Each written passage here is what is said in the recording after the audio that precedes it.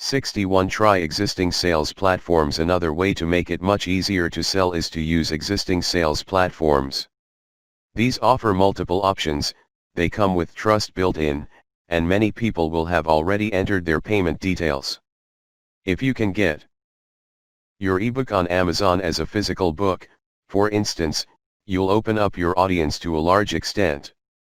62. Use rhetorical questions. Rhetorical questions are questions that you don't expect an answer to. Have you ever wondered why more people aren't in great shape? Questions like this are brilliant for your sales script, as they encourage the reader to engage with the content and to ask themselves those questions. 63. Font matters. Font matters as it helps ensure your content is easy to read and can make a big difference to the seeming production value of your site. Don't just stick with the default that comes with your WordPress theme. 64. Headings that tell the whole story. As mentioned earlier, the vast majority of people using the web are in a hurry. This means that they do not have time to read a huge, dense block of text. If that is how your site is greeting people, then it will put them off and drive them away. To get this right, use lots of headings. Moreover, try to ensure that your audience can get the entire story simply by skim reading through those headings. 65. Consult your audience. If you have an audience, then why not ask them what they would want to buy from you and how you could sell it to them?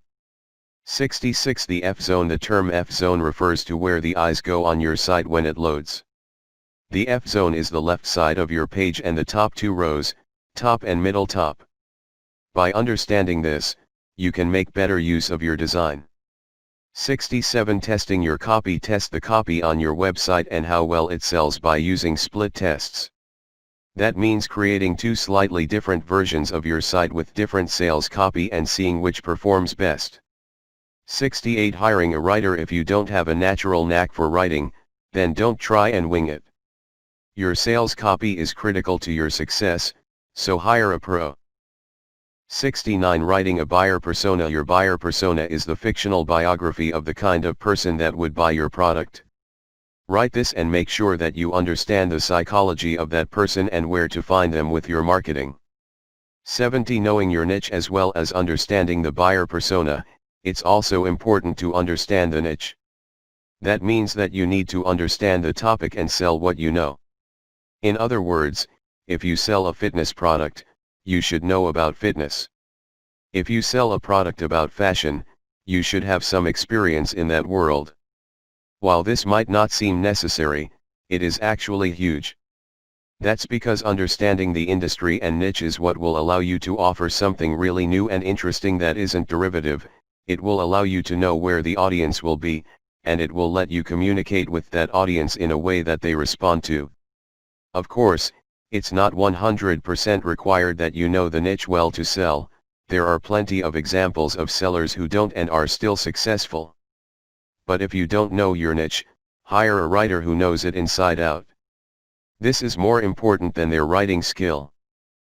71. Find lookalike audiences. A lookalike audience is a demographic or niche that is comprised of a similar type of person, with similar interests.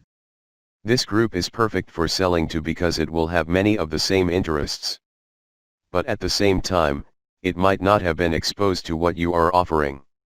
A great way to find these lookalike audiences is to look for tangential interests.